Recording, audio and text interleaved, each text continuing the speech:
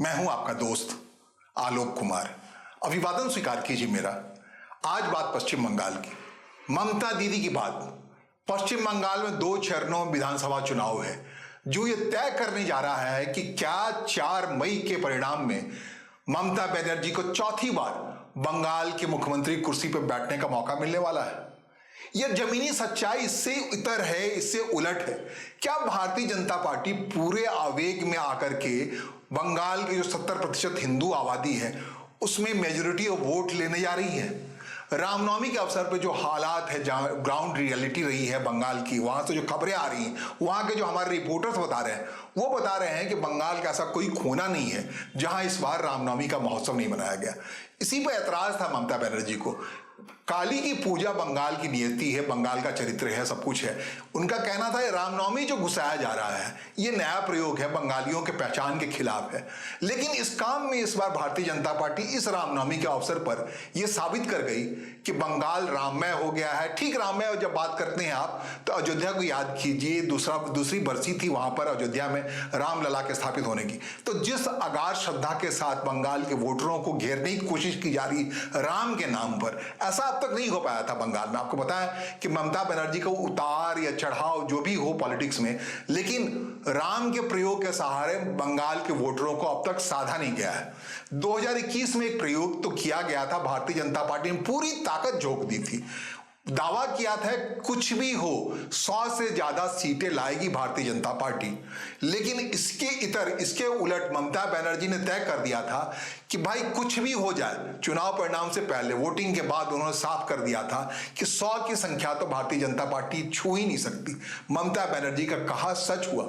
सच सिर्फ ये नहीं हुआ कि भारतीय जनता पार्टी को पूरी ताकत लगाने के बाद, बम्बार्डिंग ऑफ रैलीज करने के बाद, सारे केंद्रीय मंत्री को उतार देने के बाद, ममता बनर्जी के खिलाफ बड़े मुखर अंदाज में प्रधानमंत्री नरेंद्र मोदी के भाषणों के बावजूद, अमित शाह के पूरे मोर्चाबंदी के बावजूद सिमट के रह गई थी भारतीय जनता पार्टी। महज 77 सीटों पर 77 विधायक ही जीत पाए थे भारतीय जनता पार्टी के बंगाल चुनाव में, पश्चिम बंगाल के चुनाव। उलट इसके जवाब में क्या रहा था? ममता बनर्जी प्रचंड बहुमत से 200 प्लस 215 विधायक उनके जीत के चला है। टीएमसी के 215 विधायक 2021 के विधानसभा में जीत के चले आए थे और लगभग 5 साल से बड़े आनंद से, बड़े मस्ती से ममता बनर्जी अपना इलेक्शन सरकार चलाती रही है। जो मन हुआ वो की है प्रखरता के साथ। अगर किसी कोने से चुनौती मिल रही है केंद्र सरकार को तो ये वही बंगाल की जगह है, वही धरती है। ममता बनर्जी को साधना भारतीय जनता पार्टी के लगातार मुश्किल बना हुआ है।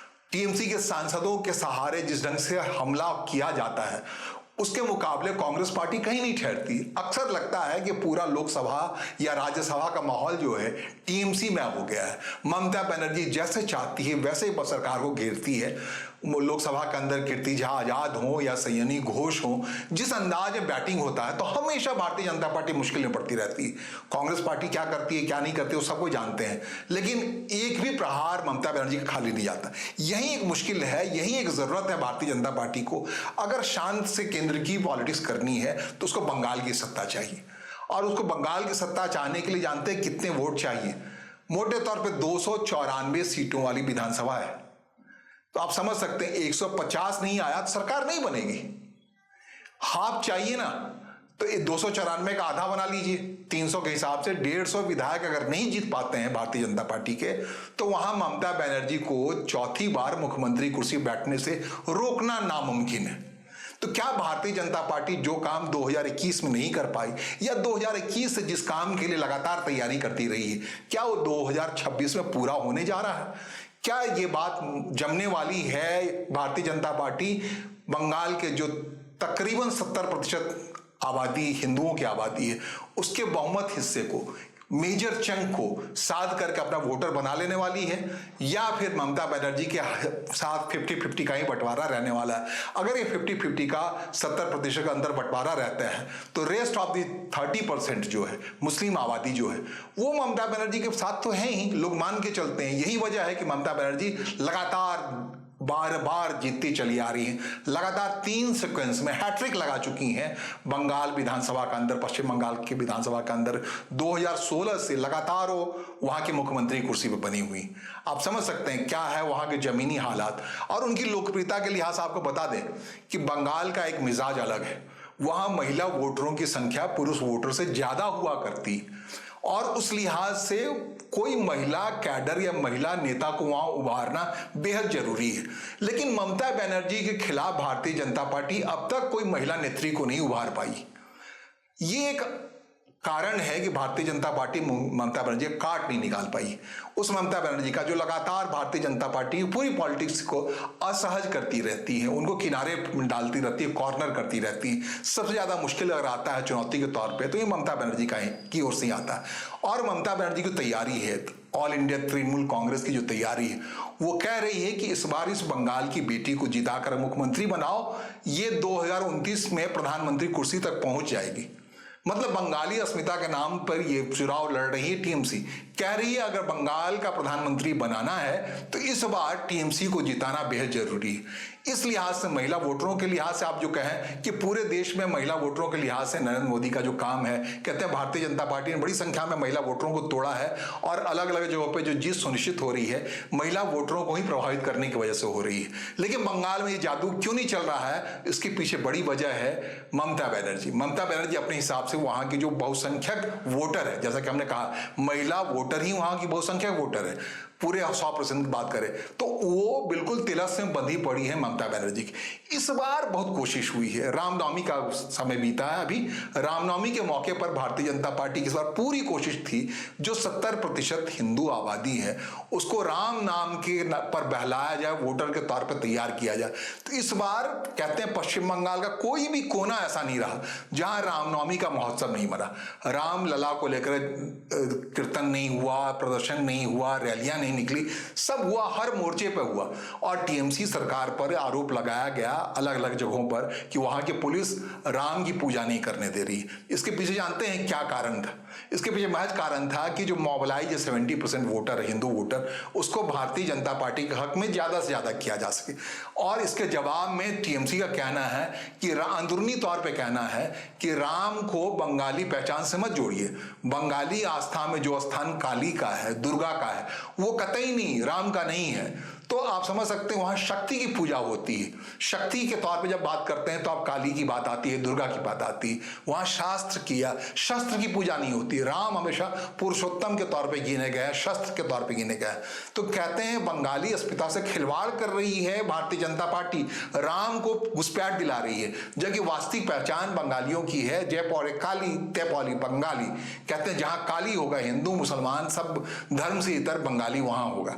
तो इस लिहाज से बंगाल क्या अपने इस चरित्र को खो देगा?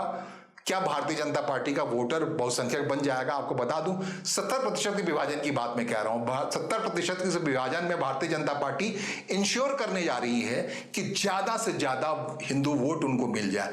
तृणमूल कांग्रेस की तुलना में इतना ज्यादा मिल जाए कि तृणमूल कांग्रेस को जो मुस्लिम आबादी की वोट सुनिश्चित तौर पर मिला करती है वो मिल भी जाए तो वो संख्या ज्यादा हो भारतीय जनता पार्टी का। तृणमूल कांग्रेस 30% उधर मिला लीजिए और इधर 20% ले, तब जाकर 7% हो जाती है। तो वो 20% भी 70% में देना नहीं चाहती भारतीय जनता पार्टी। उसकी कोशिश है 5-10% ले हिंदू आबादी का वोट ममता बनर्जी और बाकी काम हो जाए और 51 से 55% वोट भारतीय जनता पार्टी हासिल कर ले। अभी जो कुल मिलाकर के वोटिंग प्रतिशत का अंतर है, जो पिछला बड़ा महत्वपूर्ण चुनाव था, लोकसभा का चुनाव था 2024 में, उसमें भारतीय जनता पार्टी का वोट प्रतिशत घटा है। 8% वोट का फासला है भारतीय जनता पार्टी और टीएमसी के अंदर। जो भारतीय जनता पार्टी को 2019 में फायदा हुआ था बंगाल में, वो फायदा नहीं हुआ 2024 में।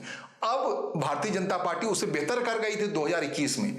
अब जब 2026 की बात आ रही है, 2024 के 2 सालों के बाद, तो भारतीय जनता पार्टी ने वो पूरी ताकत लगा दी है। रामनवमी के मौके पे कहते हैं पूरे बंगाल को भगवा में कर दिया गया है।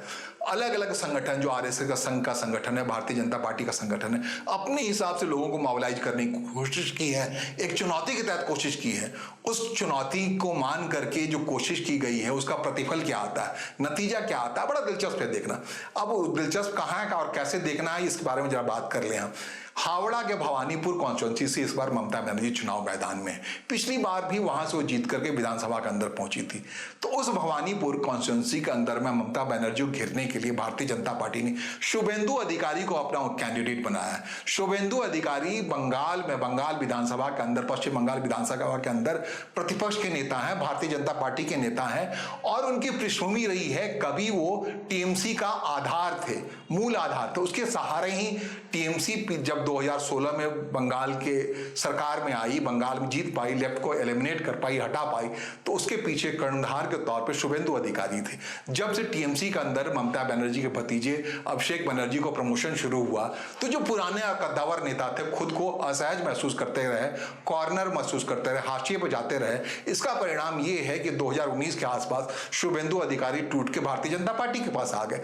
उसी शुभेंदु अधिकारी के सहारे भारतीय जनता पार्टी ने 2021 के विधानसभा के चुनाव में नंदीग्राम, जो बेहद महत्वपूर्ण कॉन्स्टिट्यूंसी है, वहां से ममता बनर्जी को पराजित किया था, चुनाव में हराया था। ममता बनर्जी को आखिरी मोमेंट पे किसी ने सलाह दी थी कि 2 कॉन्स्टिट्यूंसी से दीदी चुनाव लड़ो, नंदीग्राम में आपकी हालत ठीक नहीं है, इसलिए नंदीग्राम और भवानीपुर 2 कॉन्स्टिट्यूंसी ममता ने चुनाव लड़ा था।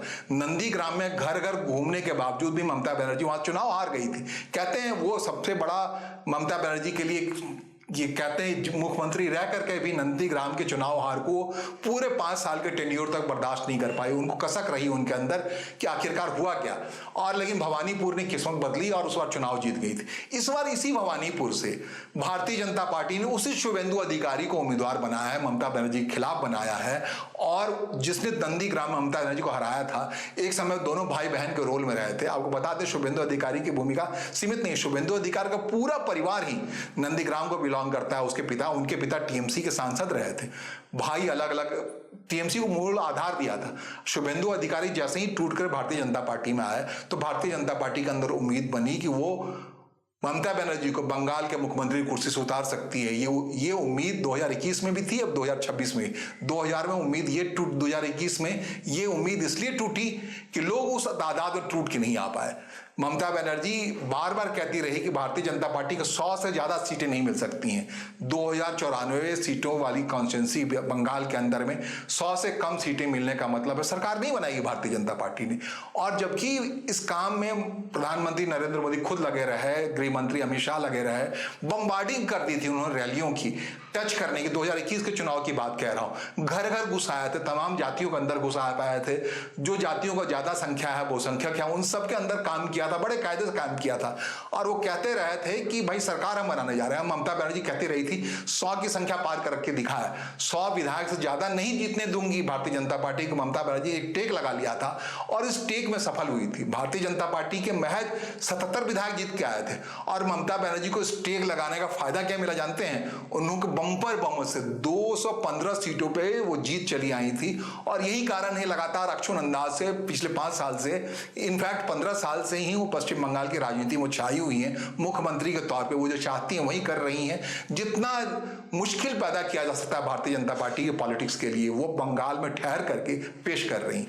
कहते हैं इस बार का एजेंडे में ममता बनर्जी का या पहचान को लेकर एक लड़ाई, जिस बात की मैं कह रहा था कि राम को इंट्रोड्यूस कर दिया बंगाल में ले जाकर भारतीय जनता पार्टी ने। भारतीय जनता पार्टी की इसी बात के लिए आलोचना की जा रही है लगातार कि बंगाली पहचान जो है, बंगाली अस्मिता से भारतीय जनता पार्टी खिलवाड़ कर रही।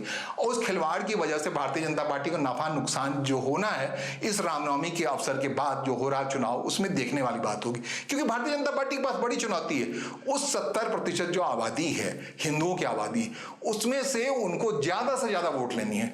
70% के अंदर से 55% अगर वोट दे देते हैं, उससे बात नहीं बनने वाली भारतीय जनता पार्टी की। बता दें आपको 30% मुस्लिम आबादी है, वो आबादी टूट के मतदान करती है टीएमसी के लिए। हाँ, ये अलग बात है, ये 2021 और 2026 में कहते हैं गंगा में बहुत पानी बह चुका है। भारतीय जनता पार्टी के हवाले से एक बड़ा इंतजाम हुआ है मुस्लिम वोटरों के अंदर। हुमायूं कबीर जो टीएमसी के विधायक थे, उन्होंने एक मोर्चा खोला है, जनता उन्नयन पार्टी बनाई है। 6 दिसंबर को, बीते 6 दिसंबर 2025 को उन्होंने बाबरी मस्जिद के बारे में कहने की जरूरत नहीं, कौन सी बाबरी मस्जिद, उनके रेप्लिका का निर्माण कार्य शुरू किया उस मुर्शिदाबाद के बेलाडांगा में, जहां की आबादी, मुस्लिम आबादी 85% है।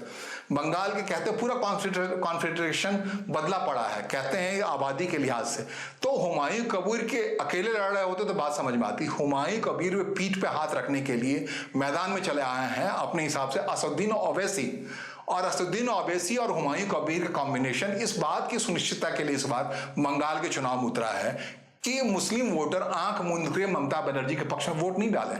इसके पीछे अलग अलग ढंग की केमिस्ट्री गढ़ी जा रही है। अभी अपने हिसाब से ओवैसी साहब ने कैसे मोर्चा लिया और टीएमसी के मुस्लिम वोट को रोकने के लिए क्या रास्ता अपनाया जानते हैं? उन्होंने बिल्कुल सार्वजनिक तौर पर कहा है, ममता बनर्जी उस समय एनडीए की पार्ट थी, उस समय रेल मंत्री थी, जिन दिनों में नरेंद्र मोदी की सरकार में गुजरात में दंगा हो रहा था, मुस्लिमों का जो भी हो रहा था वहां दंगा के तौर पर, उसके खिलाफ आवाज उठाने के बजाय ममता बनर्जी एनडीए को सरकार में, अटल बिहारी वाजपेयी की सरकार में उस वक्त रेल मंत्री थी, उन्होंने कोई त्यागपत्र नहीं दिया था। मतलब एक इल्जाम, गुजरात दंगे का इल्जाम ममता बनर्जी पर है। उनका कहना है ममता बनर्जी को मुस्लिम वोटर इसकी सजा दें और इस बार ममता बनर्जी के मुंह से बाहर निकले। अगर ये कोशिश जो हुमायूं कबीर कर रहे हैं, असदुद्दीन ओवैसी कर रहे हैं, इस कोशिश में जो 30% एक चंक है मुस्लिम वोटर्स का पूरी आबादी के अंदर में, अगर ममता बनर्जी से जाने से रुक जाता है तो इस बार वाकई ममता बनर्जी सत्ता की सीढ़ी पर चढ़ने से रुक जाएंगी। यही एक बड़ी समस्या है। ममता बनर्जी इस हिस्से को थोड़ा असहजता से ले रही हैं। उनको इस बात से ज्यादा दिक्कत नहीं है कि राम के नाम पे इकट्ठा किया जा रहा है हिंदू वोटरों को। उनको पता है कि उनका जो कोर वोटर है दरअसल मुस्लिम वोटर है, वहां अगर मामला सरकता है तो मुश्किल होता है। इसके अलावा ममता बनर्जी जो बड़ा कोर वोटर जानते हैं कौन है? पश्चिम बंगाल ही वो राज्य है जहां पे महिला ज्यादा संख्या वोट डालती हैं, पुरुषों से ज्यादा संख्या में। पुरुषों की वोटिंग प्रतिशत में कमी होती है, महिलाओं की लगभग 100% के आसपास होती है। और ये महिला ममता बनर्जी को अपना मानती है। जेंडर की बात कर रहे हैं तो उन महिला के बीच में कन्या योजना, अलग अलग योजना हो, ममता बनर्जी जो एप्लीकेशन का क्रम है महिलाओं का, यही वजह है कि ममता बनर्जी को लगातार 3 बार तक बंगाल के मुख्यमंत्री कुर्सी बिठा चुका है। अब ये चौथी बारी है। तो क्या महिलाओं का विश्वास ममता बनर्जी के प्रति कम होता है इस बार के 2026 चुनाव? ये भी देखने वाली बात होगी, क्योंकि भारतीय जनता पार्टी ने अलग अलग मोर्चों पर अलग अलग तरीके से महिलाओं को रिझाने के लिए ममता के खिलाफ भारतीय जनता पार्टी ने अपने जो भी उनकी महिला नेत्रियां हैं उनको उभारने का काम किया, उनको मोर्चा पे लाने का काम किया, तैयार करने का काम किया है। रूपा गांगुली से लेके एक पूरा सिलसिला है, एक पैटर्न है। काफी बड़ी नेत्री वहां तैयार हो गई हैं ममता बनर्जी के मुकाबिल होने के लिए और हिंदू धारणा विचारधारा के जिस हिसाब से मैदान में प्रीच कर रही हैं, अद्भुत है। वो लग रहा है इसमें ममता बनर्जी के लिए, इसलिए ये मामला पूरा असहज है। ऐसा नहीं ममता बनर्जी ने अकेले दम पर ही महिला वोटरों के सामने काम किया।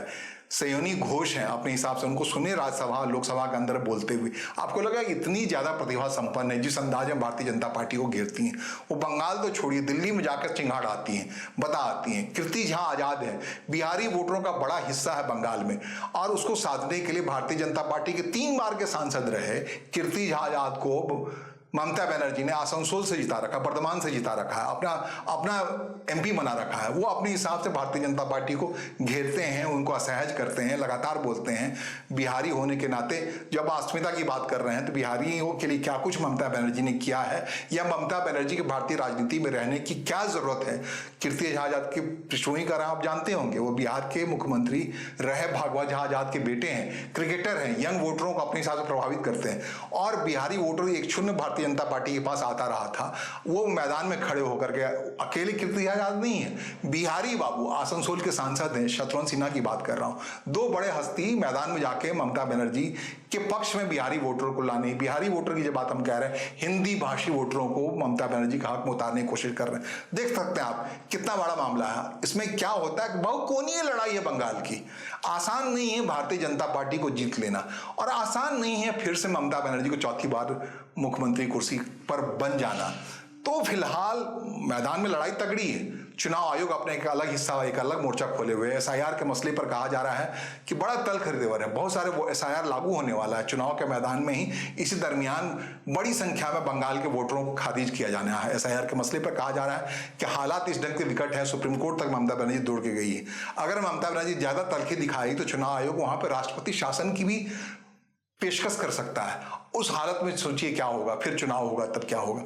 लेकिन इन सब चीज़ों में राजनीति को साजना, समझना और उस पर आगे बढ़ना ममता बनर्जी की फितरत रही है। वो जानती है नैरेटिव क्या होती है।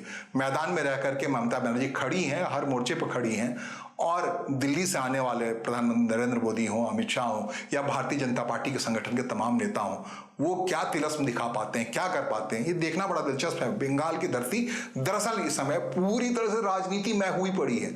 बंगाल में ही वो जगह है जहां विचारधारा का बिखराव के आधार पर या प्रतिस्पर्धी की विचारधारा से कोई सामता नहीं रखता, वहीं लड़ाई होती है, वहीं झगड़ा होता है। यही वजह है कि चुनाव आयोग को वहां 2 चरणों में चुनाव करना पड़ रहा है, जबकि अन्य राज्यों में अभी जो चुनाव हो रहा है एक चरण में चुनाव हो रहा है, और 2 चरण 5 चरण में चुनाव होता रहा था। दिलेरी दिखाते हुए चुनाव आयोग ने 2 चरणों में चुनाव कराने का फैसला किया है, और नतीजे आने हैं 4 मई को सारे राज्यों के साथ, बंगाल के भी।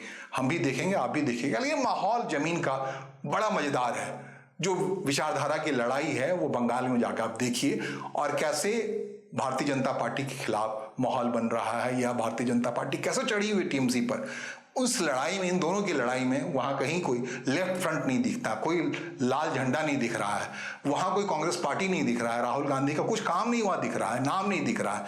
लेफ्ट का जो 34 सालों तक वहां पर शासन कर चुकी थी पश्चिम बंगाल में, वो बिल्कुल विलुप्त सी है। लड़ाई मैदान में सिर्फ भारतीय जनता पार्टी और टीएमसी बची पड़ी है। ममता की इस लड़ाई में भारतीय जनता पार्टी जीतती है या ममता बनर्जी की हार होती है, क्या होता है, ये हम भी देखेंगे, आप भी देखेंगे चरणबद्ध तरीके से। अगले बुलेटिन में, अगली बातचीत में मैं डाटा का आधार बाबू बताने की कोशिश करूंगा कि बंगाल की लड़ाई कितनी विकट है, उसके बारे में कोई आकलन लगा पाना कितना मुश्किल है। फिलहाल मुझे सुनने और समझने के लिए आपका आभार। नमस्कार, धन्यवाद।